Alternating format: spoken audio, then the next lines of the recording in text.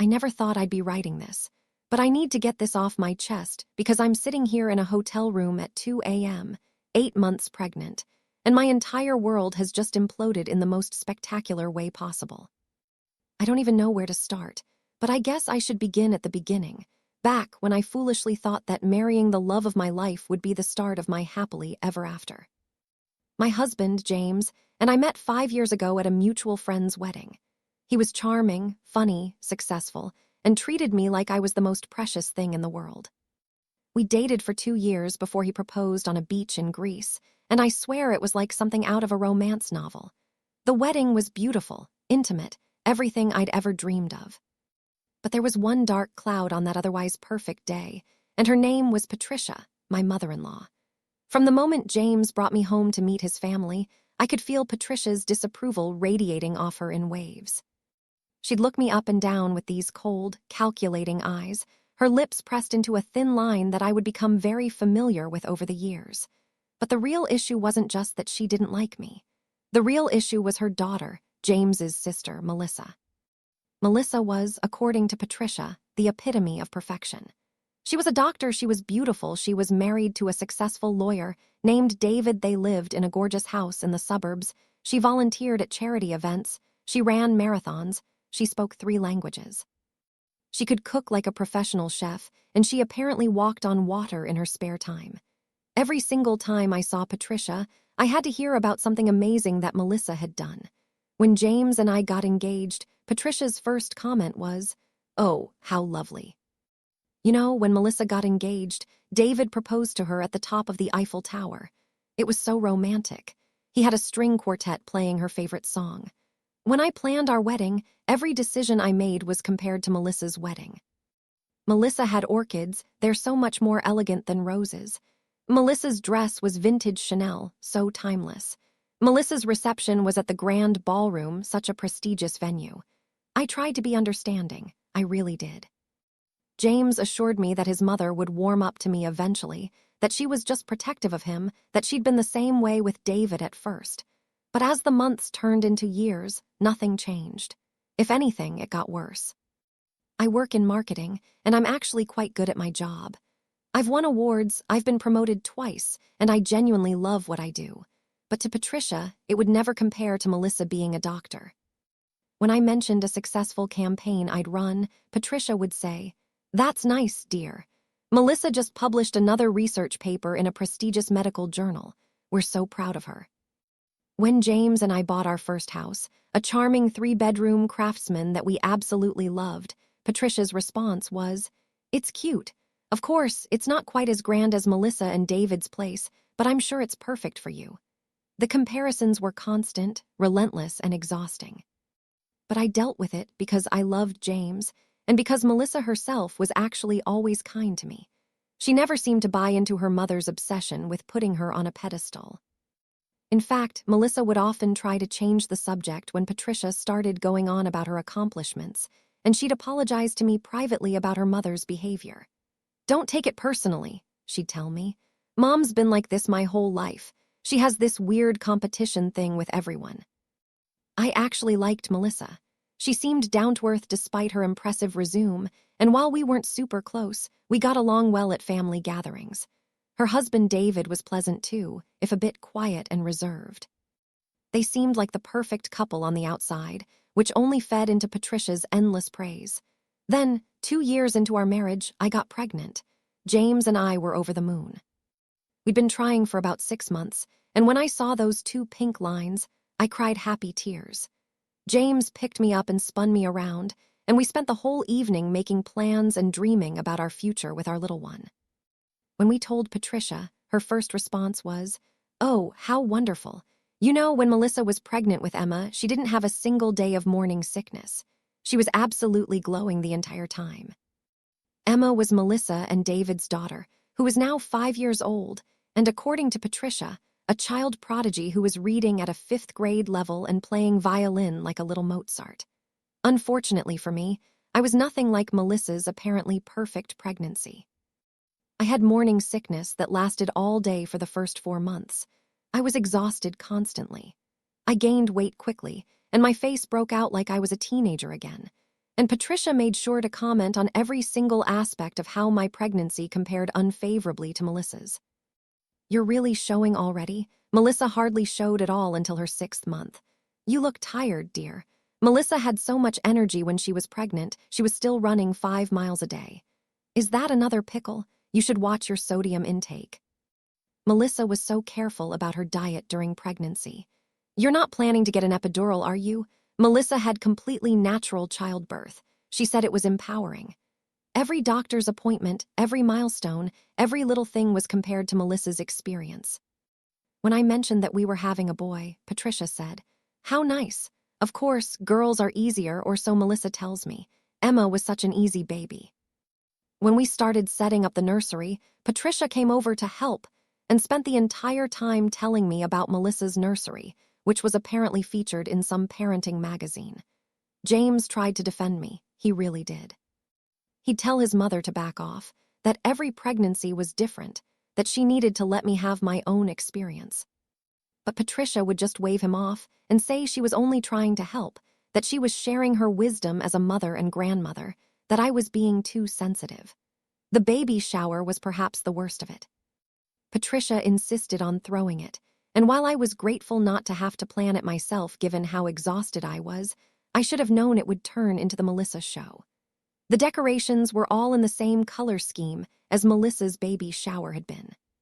Patricia had hired the same caterer. She'd even tracked down the same venue. And Melissa was there, of course, 8 months pregnant with her second child. Because yes, she'd gotten pregnant again just a few months after I had.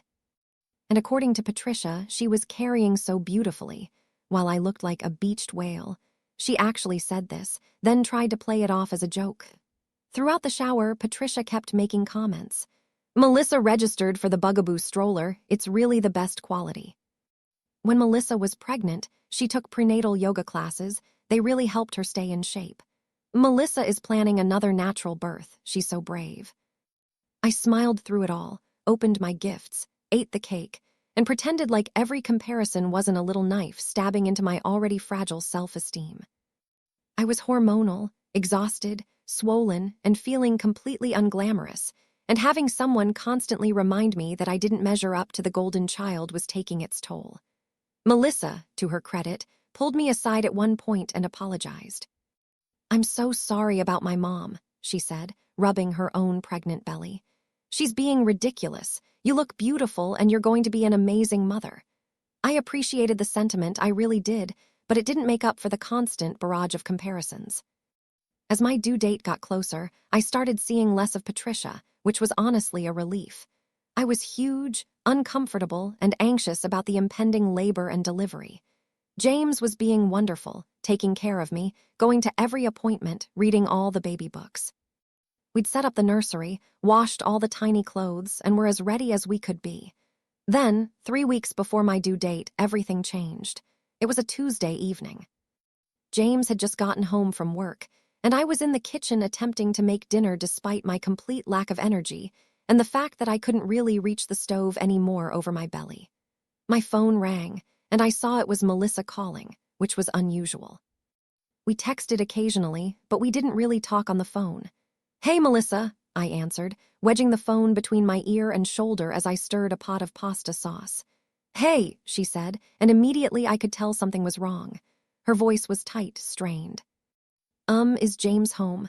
"Yeah, he just got here. Is everything okay?" There was a long pause, then, "Can you both come over, like now? I really need to talk to you both." My heart started racing. "Are you okay? Is it the baby?" "The baby's fine," she said quickly. I really need to talk to you. Please, can you come?" I agreed, my mind spinning with possibilities. What could be so urgent? Was she sick? Was something wrong with David? I told James, and we both piled into the car, driving the 20 minutes to Melissa and David's beautiful suburban home with its manicured lawn and its 2-car garage and its picture-perfect exterior. Melissa answered the door, and I was shocked by how awful she looked. Her eyes were red and swollen from crying, her hair was a mess, and she was wearing sweatpants and an old t-shirt, which was very unlike her usual put-together appearance. She was very pregnant, about the same size as me, and she looked exhausted. "Where's Emma?" James asked, looking around for his niece. At my friend Sarah's house, Melissa said, her voice hollow. I needed to talk to you both without her here. She led us into the living room, and that's when I noticed that David wasn't there either. The house felt empty, cold. We sat down on their expensive leather couch, and Melissa sat across from us, wringing her hands. Where's David? James asked, clearly picking up on the same thing I had. Melissa's face crumpled, and she started crying. Not delicate tears, but huge, gulping sobs that shook her whole body. He's gone, she managed to say between sobs. He left me. I felt like I'd been punched in the gut. Perfect David had left perfect Melissa. It didn't make sense. They were the golden couple, the ones Patricia held up as the example of what a marriage should be. What? James stood up, looking shocked and angry. What do you mean he left you? When? Why? Melissa was crying too hard to speak, so we waited, my hand instinctively going to my belly where the baby was kicking, as if sensing my distress. Finally, Melissa got herself together enough to talk. He's been having an affair, she said, her voice broken. For 2 years. With his paralegal, some 25-year-old named Ashley. He told me last night that he's in love with her, that he wants a divorce, that he's been unhappy for years. He packed a bag and left. He's staying with her. I couldn't believe what I was hearing. James sat back down heavily, looking like he'd been slapped. 2 years, he said. He's been cheating on you for 2 years. Melissa nodded, tears streaming down her face. I had no idea. I was completely blindsided. I thought we were happy. I thought we had a good marriage. We were planning this baby. We just bought this house 2 years ago. She broke off, sobbing again. My heart broke for her. Despite all the comparisons, despite Patricia's endless praise of her perfect life, I wouldn't have wished this on anyone, especially not someone 8 months pregnant.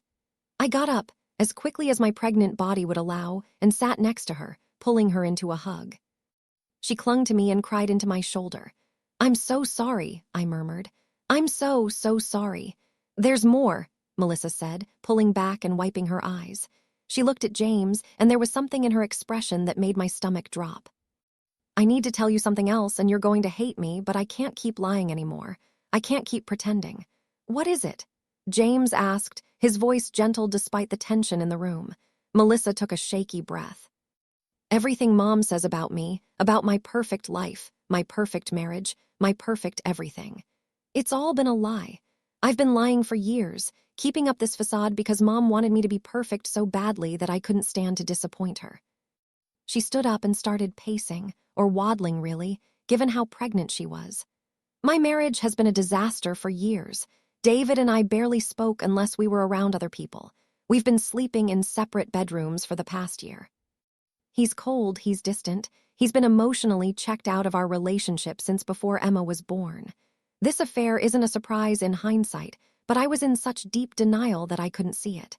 I glanced at James, who looked stunned. Why didn't you tell us? He asked. Because I was ashamed. Melissa burst out. Because Mom held me up as this perfect example, and I couldn't stand to fail. Do you know what it's like being Patricia's daughter? Nothing is ever good enough. Every accomplishment has to be better than the last. I've been running myself into the ground trying to live up to her impossible standards. She sat back down, exhausted. The perfect pregnancy she always talks about, I was sick as a dog for 5 months. I just hid it. The natural childbirth. I wanted the epidural so badly, but she was in the delivery room and I couldn't bring myself to ask for it because I knew she'd be disappointed. The marathon running? I hate running. I only did it because she kept talking about how healthy and fit I should be. I published those research papers because she bragged to all her friends that her daughter was a published researcher, and I couldn't let her down. Melissa looked at me, and there was so much pain in her eyes. I've watched her do the same thing to you, and I've felt so guilty. I've wanted to tell you that it's all bullshit, that my life isn't perfect, that you shouldn't feel bad about being compared to me. But I was too much of a coward to admit the truth. I didn't know what to say. All this time, I'd been feeling inadequate compared to Melissa, and she'd been suffering under the weight of Patricia's expectations just as much as I had, maybe more. And there's something else, Melissa said, her voice dropping. Something I found out when David left, something about Mom. What? James asked, leaning forward. Melissa pulled out her phone and tapped at it for a moment, then handed it to James. David's been sloppy about covering his tracks. I went through his emails after he left, looking for evidence for the divorce lawyer. I found these. James looked at the phone, his brow furrowed, and then his face went pale. "What the fuck?" he breathed. "What is it?" I asked, trying to see the screen. James handed me the phone and I started reading. They were emails between David and Patricia, my mother-in-law, and they weren't normal family emails. They were intimate, familiar, inappropriate. My hands started shaking as I scrolled through them. There were hundreds of emails going back years. They weren't explicitly sexual, but they were emotional affairs, deep conversations, David confiding in Patricia about his unhappiness with Melissa, Patricia comforting him, telling him he deserved better. There were emails about meeting for coffee, for lunch, long conversations about their lives. "I don't understand," I said, looking up at Melissa. "Your mom and your husband were having an emotional affair at minimum," Melissa said bitterly. "I confronted her this morning." She admitted that she and David have been close for years, that he confided in her, that she was just being supportive. She actually tried to justify it, said that I was always so busy with work and Emma that David needed someone to talk to. James looked like he was going to be sick. "Mom was having an affair with your husband." "I don't know if it was physical," Melissa said. "She swears it wasn't, and honestly, I don't even know if I believe David would go there with her. But emotionally, absolutely. She was more of a partner to him than I was, apparently. And the worst part? I think she liked it. I think she liked being the perfect one, the one he turned to, while I was the failure of a wife who couldn't keep her husband happy." The room was spinning. This was beyond anything I could have imagined. Patricia, who had spent years holding up Melissa and David as the perfect couple, had been undermining their marriage the entire time. "There's more," Melissa said, and I honestly didn't know how there could be more. I was so angry this morning after confronting Mom that I went through all her stuff that I had access to. Old emails, old messages. And I found out that she did the same thing with David that she's been doing to you. "What do you mean?" I asked. "Before David and I got married, Mom used to compare him to James," Melissa said, looking at her brother. "You were always the golden child to her when it came to sons. You were more athletic, more social, more charismatic. She used to make little comments to David about how James would have handled something differently, how James was so good at this or that. I didn't notice it at the time, but looking back at old emails and messages, it's all there. She played us against each other." James stood up abruptly and walked to the window, his hands clenched into fists. "Why would she do that?" "Because she's a narcissist who needs to be the center of attention," Melissa said flatly. "Because she gets off on controlling people and making them feel small. Because she's been doing it her whole life and nobody ever called her out on it." I felt a wave of nausea wash over me that had nothing to do with pregnancy. "The comparisons," I said slowly. "She's been comparing me to you, making me feel inadequate. While simultaneously putting so much pressure on me to be perfect that I've been having panic attacks," Melissa finished. "She pits people against each other. It's what she does. And I played right into it because I was desperate for her approval." The three of us sat there in silence for a long moment, the weight of all these revelations pressing down on us. My baby kicked, and I put my hand on my belly, thinking about how I didn't want my child anywhere near Patricia's toxic influence. "What are you going to do?" I asked Melissa quietly. "I'm getting divorced," she said. "I've already called a lawyer. David can have his 25-year-old girlfriend, and I'm cutting Mom off, completely. She's not going to be part of my life or Emma's life or this baby's life." "I'm done. I'm cutting her off too," James said immediately, turning from the window. "I can't believe. I knew she could be difficult, but this is beyond anything I imagined." He looked at me. "I'm so sorry." "I'm sorry I didn't see it. I'm sorry I didn't protect you from her comparisons. I'm sorry I told you she'd get better when clearly she's been toxic this whole time." "You didn't know," I said, but my mind was reeling. How were we going to handle this? We had a baby coming in 3 weeks. I'd been planning on Patricia being involved as a grandmother, despite her difficult personality. Now everything had changed. "There's one more thing," Melissa said, and she looked nervous. "I debated whether to tell you this, but I think you need to know. Mom has been planning something for after your baby is born." My blood ran cold. "What?" "I overheard her on the phone with one of her friends a few weeks ago," Melissa said. "She was talking about how she was going to help you after the baby came, how first-time mothers need so much guidance.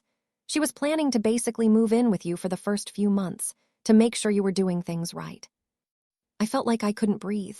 The thought of Patricia in my home, criticizing every aspect of how I cared for my newborn, comparing everything I did to how Melissa had done it. It was a nightmare. "Over my dead body," James said firmly. "She's not stepping foot in our house." Melissa reached over and squeezed my hand. "I'm sorry I didn't tell you sooner. I'm sorry for all of it. I should have stood up to her years ago, should have told the truth about my life instead of letting her use me as a weapon against you." "It's not your fault," I said, and I meant it. We were both victims of Patricia's manipulation, just in different ways. We stayed at Melissa's house for a few more hours, talking, crying, making plans. Melissa showed us more emails, more evidence of Patricia's manipulation and David's betrayal. By the time we left, it was late, and I was emotionally and physically exhausted. The drive home was quiet. James was gripping the steering wheel so hard his knuckles were white. "I'm calling her tomorrow," he finally said. "I'm telling her exactly what I think of her, and then I'm cutting her off." "Okay," I said softly. I was too drained to even process how I felt about everything. That night, I barely slept. Every time I closed my eyes, I saw Patricia's face, heard her voice making another comparison. But now, instead of just feeling hurt, I felt angry. Angry at the manipulation, angry at the lies, angry at how she'd tried to make me feel less than. The next morning, James called Patricia. I sat next to him on the couch, listening to his side of the conversation.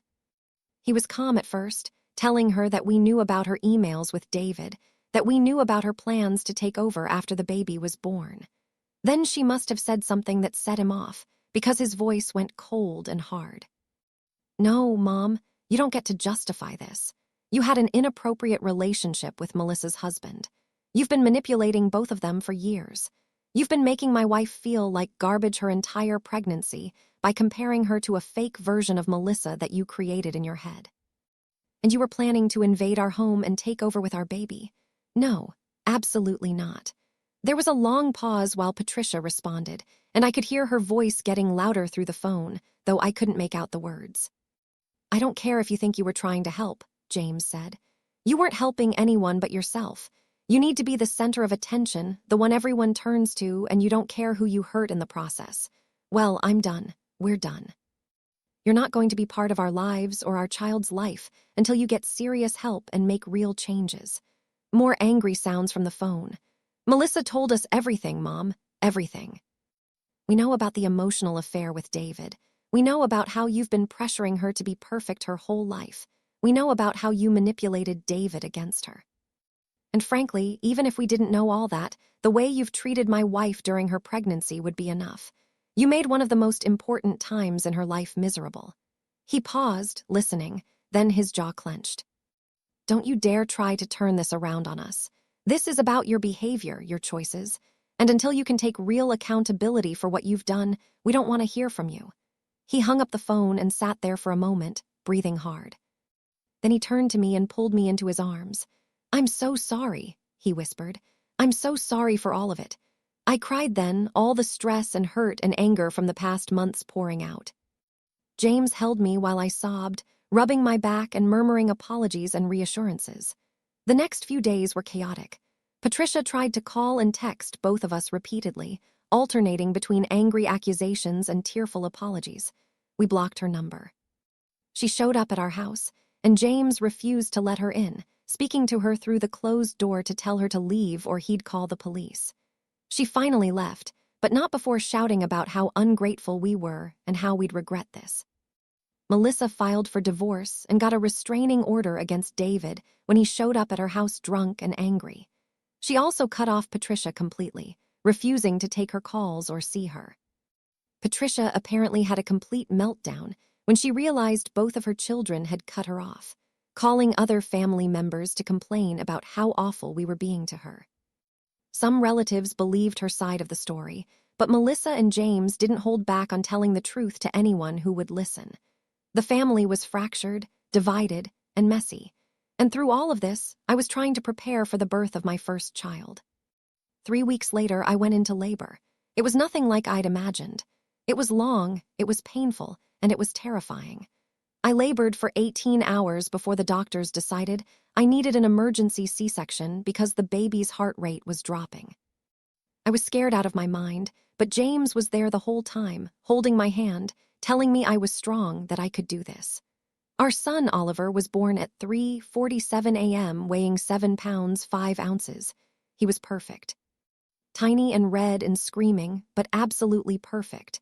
When they placed him on my chest for the first time, I forgot about everything else, Patricia, the drama, all of it. There was just this tiny human that James and I had created, and he was ours. The recovery was hard. The C-section meant I couldn't move around easily, and I was in a lot of pain. Breastfeeding was a struggle. Oliver had his days and nights mixed up, so I was up all night with him and trying to sleep during the day. It was exhausting and overwhelming, and there were moments when I cried from sheer frustration and fatigue. But James was amazing. He took 2 weeks off work and handled everything: diaper changes, burping, rocking Oliver when he wouldn't sleep, bringing me food and water, helping me to the bathroom. We were a team, figuring it out together. And without Patricia there criticizing my every move, I felt free to make mistakes, to learn, to find my own way as a mother. Melissa came to visit when Oliver was a week old, bringing Emma along to meet her new cousin. She'd had her baby, another girl named Sophie, just a few days after I had Oliver. We sat together in my living room, both of us exhausted new moms, and talked about everything: sleepless nights, breastfeeding struggles, the weird postpartum body stuff nobody warns you about. It was real and honest, and nothing like the perfect picture Patricia had painted of motherhood. "I can't believe I pretended it was easy the first time," Melissa said, bouncing Sophie gently. "Emma never slept. I had terrible postpartum depression, and I had no idea what I was doing.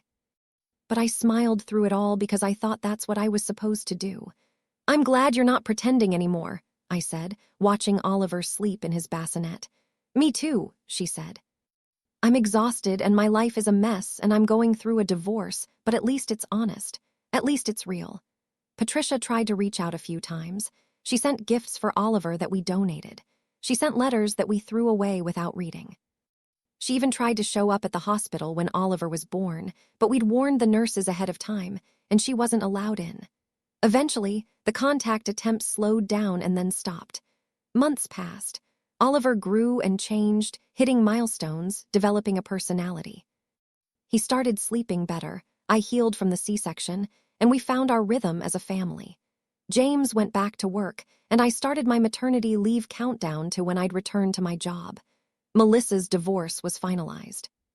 She got the house, primary custody of Emma and Sophie, and a significant amount of child support. David moved in with his girlfriend, who apparently wasn't quite as interested in playing stepmom as he'd hoped. Melissa started therapy, working through years of trauma from Patricia's manipulation. She seemed lighter somehow, despite being a single mom of 2. It was around Oliver's 6-month birthday when things took another turn. I got a call from James's aunt, Linda, his father's sister. We'd stayed in contact with some of James's extended family who hadn't bought into Patricia's version of events. "I thought you should know," Linda said, her voice careful. "Patricia's in the hospital. My stomach clenched despite everything. What happened?" "She had a breakdown," Linda said. "Complete mental breakdown." She was found wandering around a grocery store, confused and crying, talking about her children and grandchildren. They took her to the ER, and she's being evaluated by psychiatrists. I didn't know how to feel. Part of me felt vindicated. See, she was mentally unstable all along. Part of me felt guilty for feeling vindicated, and a small part of me felt sad for her, despite everything she'd put us through. "Is she going to be okay?" I asked. "They're not sure yet," Linda said. "They think it might be a psychotic break brought on by stress. Apparently, she's been calling your house and Melissa's house daily, even though nobody's answering. She's been obsessing over the grandchildren she's not allowed to see. She's not eating, not sleeping, just fixating." I told James when he got home from work. He sat down heavily on the couch, Oliver in his arms. "I don't know what to do," he admitted. "She's my mother, but after everything she did." "You don't owe her anything," I said gently. "You can feel bad that she's sick without letting her back into our lives." "I know," he said, "but it's complicated." He called Melissa and they talked for a long time. In the end, they decided to visit Patricia in the hospital together, but with firm boundaries. They would hear what the doctors had to say, but they weren't committing to anything beyond that. I stayed home with Oliver and Sophie. Melissa had dropped her off with me, while James and Melissa went to the hospital. When James came home several hours later, he looked emotionally drained. "She's being diagnosed with a personality disorder," he told me. "The psychiatrist said she's showing signs of narcissistic personality disorder with some other things mixed in. They're starting her on medication and therapy, but the doctor said that personality disorders are really hard to treat, especially in someone her age who doesn't think they're the problem." "Did you talk to her?" I asked. "Briefly," James said. "She was heavily medicated." "She cried and apologized, but it didn't feel real. It felt performative, like she was saying what she thought we wanted to hear so we'd forgive her and let her see the grandkids." "What are you going to do?" "Nothing for now," James said. "The doctors said she needs to be in treatment for a while anyway. After that, we'll see. But I'm not letting her around Oliver until I'm absolutely sure she's changed, if that ever happens." Melissa echoed the same sentiment. Patricia would not be part of their lives unless she could prove real, lasting change. Months continued to pass. Patricia was in treatment, according to updates from Linda. We focused on our own lives. Oliver's first birthday came and went with a small party attended by friends and the family members who supported us. Melissa started dating someone new, a kind divorced dad she met through a single parents group. Life moved forward. Then, when Oliver was about 14 months old, we got a letter from Patricia. Not a text, not a phone call, but an actual handwritten letter. James and I sat together on the couch one evening after putting Oliver to bed, and we read it together. The letter was different from the frantic attempts at contact from before. It was measured, thoughtful, and honest in a way Patricia had never been before. She wrote about her diagnosis, about what she was learning in therapy, about the patterns of behavior she was starting to recognize in herself. She wrote about her own childhood, about a mother who had been cold and demanding, about how she'd sworn she'd never be like that, but had ended up recreating the same dynamics with her own children. She apologized. Not a blanket, "I'm sorry if I hurt you" apology, but specific acknowledgments of what she'd done wrong. She apologized for comparing me to Melissa throughout my pregnancy, for making me feel inadequate, for planning to take over after Oliver was born. She apologized to Melissa. She'd sent Melissa her own letter, for the pressure to be perfect, for the emotional affair with David, for all of it. But the most important part of the letter was the end. "I don't expect you to forgive me or let me back into your lives. I understand if you never want to see me again. What I did was wrong, and I'm not writing this to manipulate you into giving me another chance. I'm writing because you deserve an apology, whether you accept it or not. I'm working on myself because I need to, not because I expect it to fix what I've broken. If you ever decide you want to have contact again, I'll be here, but I understand if that day never comes." James and I sat in silence for a long time after reading the letter. "What do you think?" he finally asked. "I think it sounds genuine," I said slowly, "but I also think we should be really careful. One letter doesn't undo years of behavior." "Agreed," James said. "Linda said she's been in intensive therapy for months now, but I don't know if I'm ready to let her back in." We decided to wait. We didn't respond to the letter, but we didn't throw it away either. Melissa made the same choice with her letter. We were both cautiously hopeful but not willing to open ourselves up to being hurt again. A few more months passed. Oliver was walking now, getting into everything, saying his first words. I'd gone back to work part-time, loving my job again, but also loving being a mom. James and I were stronger than ever, having weathered the storm together. Then Linda called again. "Patricia wants to know if she can see Oliver, just for an hour, supervised," she said. "She asked me to ask you because she didn't want to pressure you directly." James and I talked about it for days. We called Melissa, and the three of us discussed it together. In the end, we decided to agree, but with strict conditions. The visit would be at Linda's house, with Linda there as a buffer. It would be 1 hour, no more. And at the first sign of Patricia's old behaviors, comparisons, criticism, manipulation, we'd leave immediately and that would be the end of it. The visit was okay. Patricia was different, quieter, more careful with her words. She held Oliver gently, tears running down her face, and told him he was beautiful. She asked me how I was doing, how motherhood was treating me, and when I gave an honest answer about how hard it was sometimes, she didn't compare me to Melissa. She just nodded and said, "It is hard, I remember." When Oliver got fussy, she handed him back to me without commentary about what I should do to soothe him. When James mentioned something about Oliver's sleep schedule, she didn't offer unsolicited advice. She just listened.